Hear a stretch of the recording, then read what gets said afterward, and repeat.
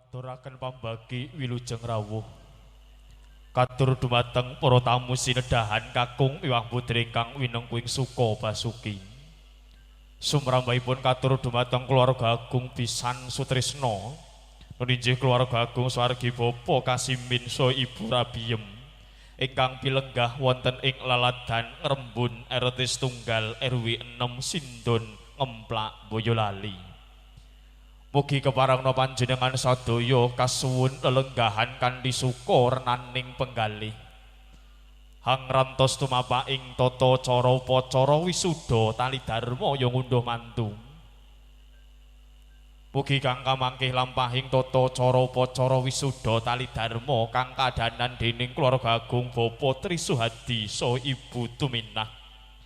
Ingkang kamangke badhe hamboyong putra putrinipun Abagus Rudi Hatmoko, putra kinasih Bapak Trisuhadi saha Ibu Tuminah ingkang sampun hanjatu krama dening Rara Ayu Denada Ayu Amelia Putri. Putri kinasih tetilaripun swargi Bapak Kasimin saha Ibu Rabiem kang wonten kalenggahan enjang punika.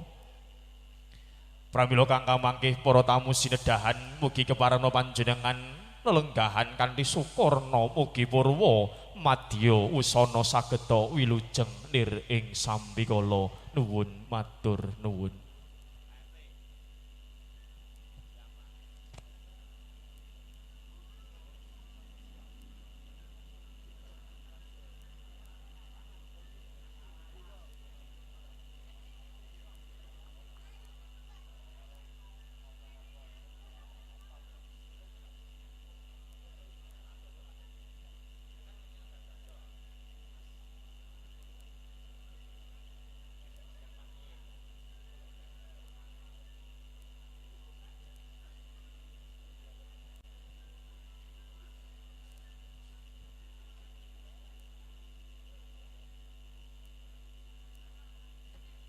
Para tamu sinedahan kakung miwah putri kang winengkuing Suka Basuki. Lempahing tata cara upacara pahargyan wisuda tali dharma ya ngunduh mantu wonten kalenggahan enjang punika badhe kawiwitan.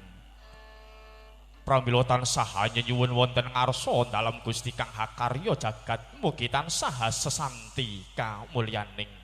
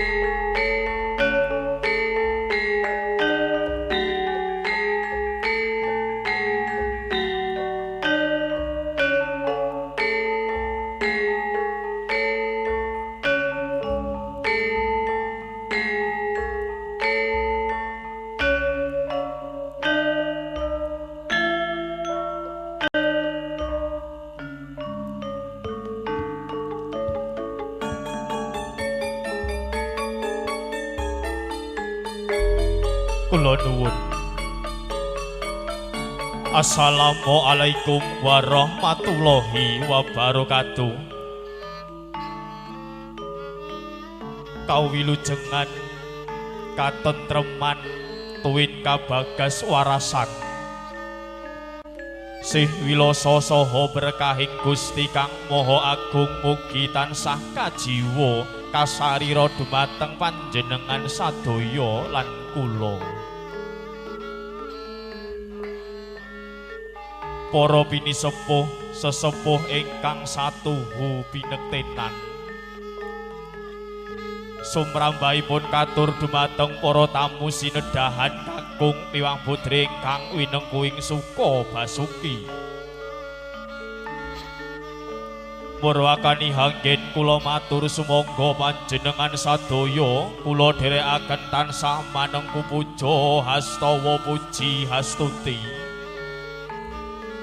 kunjuk mring ngarsa dalem Gusti kang hakarya jagat satemah wonten rikalenggahan enjang punika taksih kinayoman kalayan karahayon saged hangestreni tumapak ing tata cara upacara wisuda tali dharma wonten rikalenggahan enjang punika.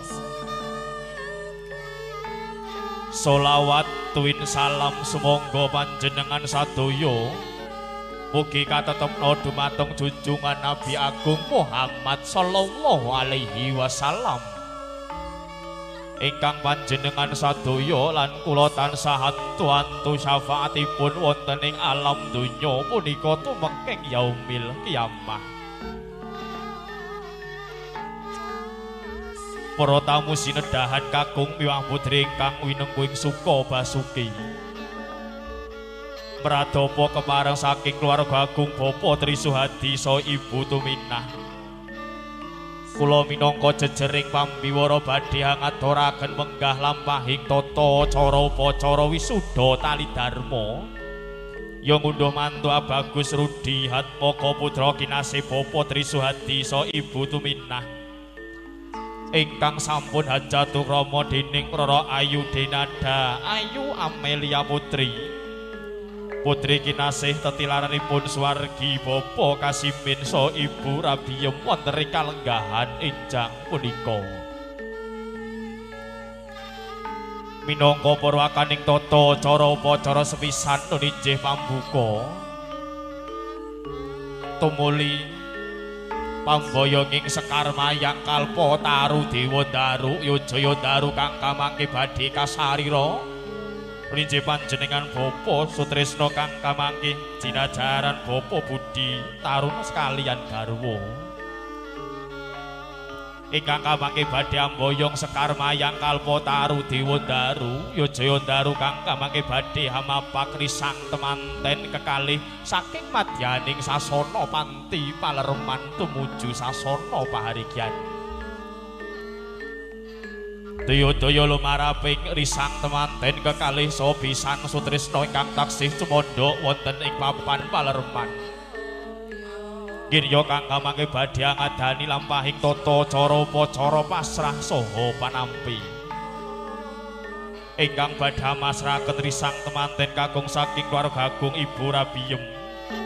Nuninjih panjenengan Bapa Joko Sumanto kang kamangke daya-daya atur pasrahipun badhe katampi dening panjenengan Bapa Suyadi.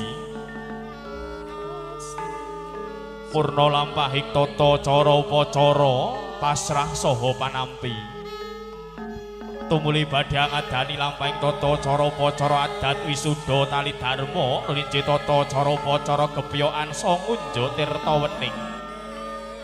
Ginira kang kamangke lampahing tata cara upacara gebyokan saha ngunjuk tirta wening tumuli badhe kasingkepan slindur dening Rama lan ibunipun. Daya-daya lampahing tata cara upacara salajengipun nuninjih lampahing tata cara upacara sungkem pangabekting risang temanten kekalih katur dhumateng Rama lan ibunipun.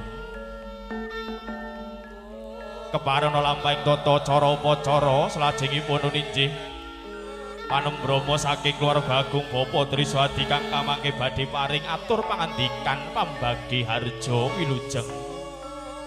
Ingkang kamangke Bapa Trisuhadi boten kuwahi matur piyambak pramila kang mangke badhe kasaraya dening panjenengan Bapa Ngateman. Ingkang kamangke jumenengipun Bapa Ngateman jinajaran Bapa Pardiya saha Bapa Mardi. Pratandha cetha hamba pilih tata cara upacara pahargyan wonten rikalenggahan siang punika sampun purna. Ginya risang temanten kekalih Rama Ibu saha pisan sutresna jengkar saking madyaning sasana kursi rinengga tumuju ngajenging kori pahargyan ingkang kamangke badhe nguntapaken kundur panjenengan sadaya kanthi sowang-sowang. Para tamu sinedahan kakung miwah putri ingkang winengkuing Suka Basuki mekaten lampahing tata cara upacara pahargyan wisuda tali dharma kang kadanan dening keluarga agung Bapa Trisuhadi. Mugi keparengna purwa madya usana sageta wilujeng nir ing sambikala nuwun matur nuwun.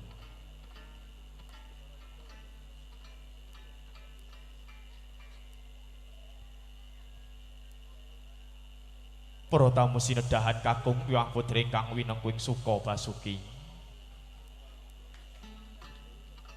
Purwakaning tata cara upacara pahargyan wisuda tali dharma wonten ing kalenggahan enjang punika badhe kawiwitan.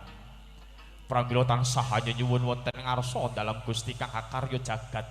Sumangga lampahing tata cara upacara pahargyan wisuda tali dharma kawiwitan kanthi wasan basmalah kula dherekaken. Bismillahirrahmanirrahim. Mugi lampahing tata cara upacara purwa madya usana sageta wilujeng nir ing sambikala.